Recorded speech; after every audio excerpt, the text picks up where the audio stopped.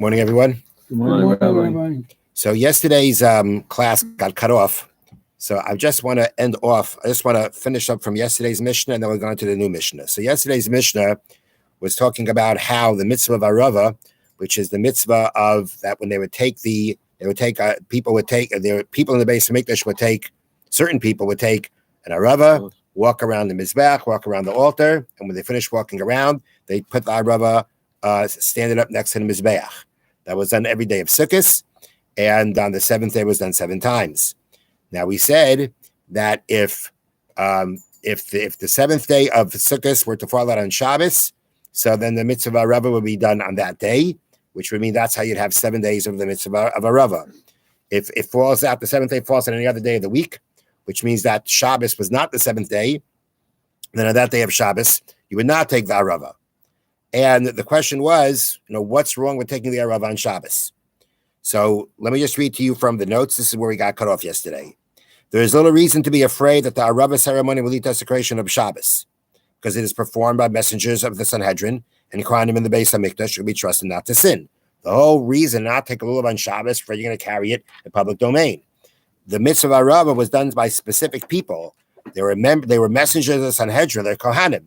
Then we don't have to be concerned about those people forgetting themselves and carrying in the street on Shabbos.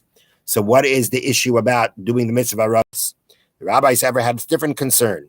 They were worried that if the Arava ceremony is always permitted on Shabbos, people might think that it is more important than the mitzvah of lulav, which is forbidden on Shabbos, unless Shabbos is the first day of Sukkot. That's going to come out. If Shabbos is, it's going to come out that Sukkot, Shabbos, Sukkot, you don't take the lulav, but you take the Arava. And again, not the Arava of the lulav, but the Arava for going around the Mizbeach. As a result, people might not treat the mitzvah of lulav as seriously as they should.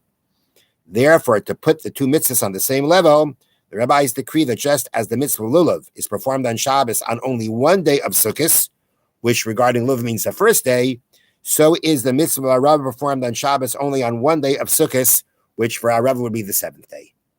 So the reason why, unless we're talking about Shabbos falls out on what we call a Shana Rabbah on the seventh day of Sukkot, which nowadays doesn't happen.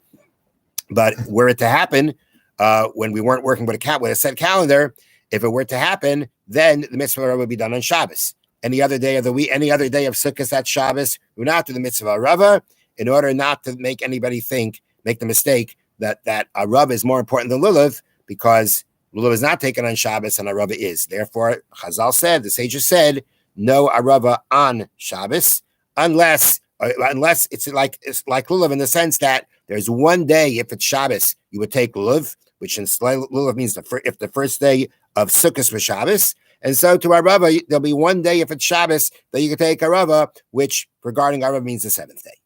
All right, so that's the complete, that's finishing up Mishnah Gimel. Mishnah Daled. Okay, Parak Dal Mishnah Daled, chapter 4, Mishnah 4. Mitzvah lulav Ketzad. How is the mitzvah of lulav performed? Now, if you remember, we had a previous Mishnah that talked about if it was Shabbos, and they carried their lulav to shul before Shabbos. Well, we're not talking about in shul now. We're talking about at the Beis HaMikdash. This is people taking the lulav at the Beis HaMikdash, which is a Torah obligation every day. Mitzvah lulav Ketzad.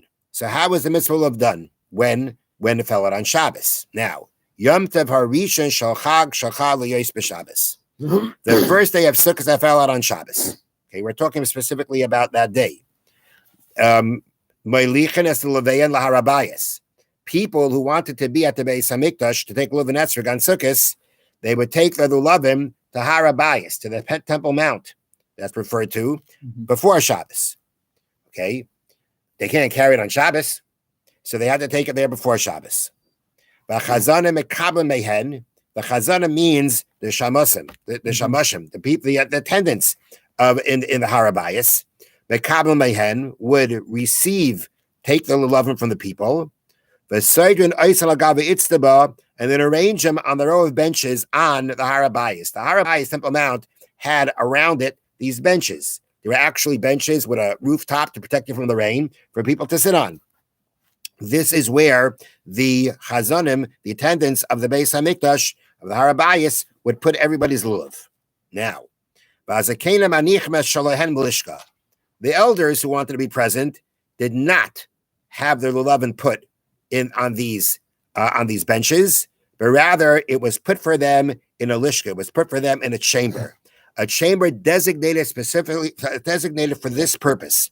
This purpose being that this is for, it said on it, senior citizens only. The seniors put their lulavim into. Everybody else's lulav was out there on the benches. They got a special chamber to put their lulavim there, and we'll see why soon. Okay, now, and the chazanim, these attendants, when they took people's lulavim, they would teach them to say, anybody who lands with my lulav tomorrow on Shabbos, I gift it to him.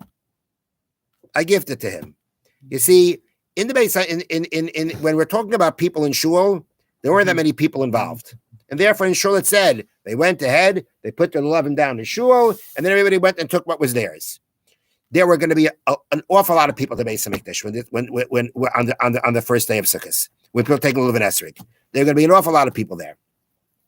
And it really wasn't so simple that you were going to land up with yours when it came time for everybody to take their lulav.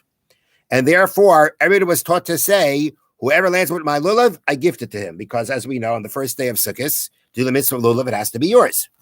Now, Lamachar, the next morning, Mashkim, they got up early, and they came. Mm-hmm.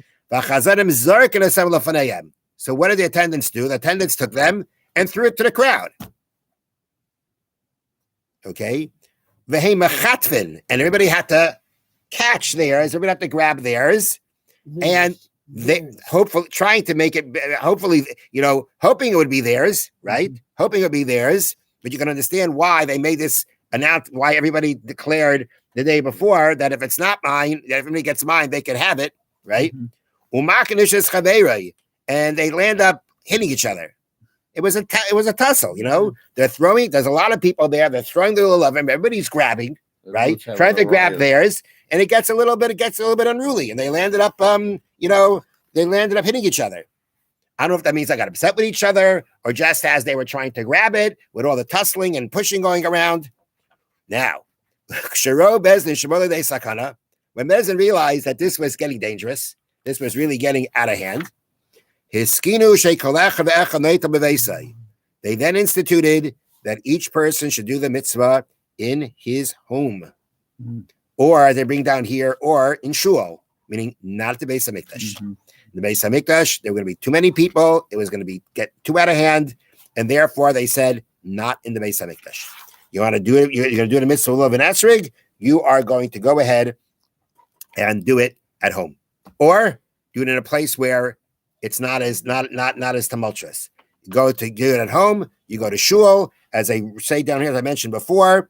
In shul, it wasn't necessary to make this declaration of whoever gets my lulav, it should be gifted, because since there is not a massive number of people in the shul, it could be assumed that each person will recognize and take his own lulav. So if you're home, if you're in shul, we don't have this problem. But originally, they would do it. They would do it on Shabbos in the Beis Hamikdash. On Shabbos, you had this problem because of the fact that, again, it's the first day. In the first day, everybody's doing it. But to do it in the Beis Hamikdash, where again there was going to be a massive crowd, they had to bring their lulavim before Shabbos, and then they had to distribute it the way they distributed it. That was getting dangerous, and therefore, any other day where you bring your lulavim esrog, carry your lulavim esrog, it's not a problem. When Shabbos came, where you couldn't carry it, and they had to go through this whole process of giving it out and throwing it out to people, it became dangerous, and therefore they said that if the first day of Sukkot falls out on Shabbos, you do not do the mitzvah here in the Beis Hamikdash. Do it at home and do it in shul. At the same time, it's important to note that this whole discussion is again on the first day of Sukkot. The first day of Sukkot. Any other day of Sukkot at Shabbos, even in the Beis Hamikdash shouldn't take lulavim esrog. Even the Beis Hamikdash didn't take lulavim esrog. Have a wonderful day. Thank you, Rabbi.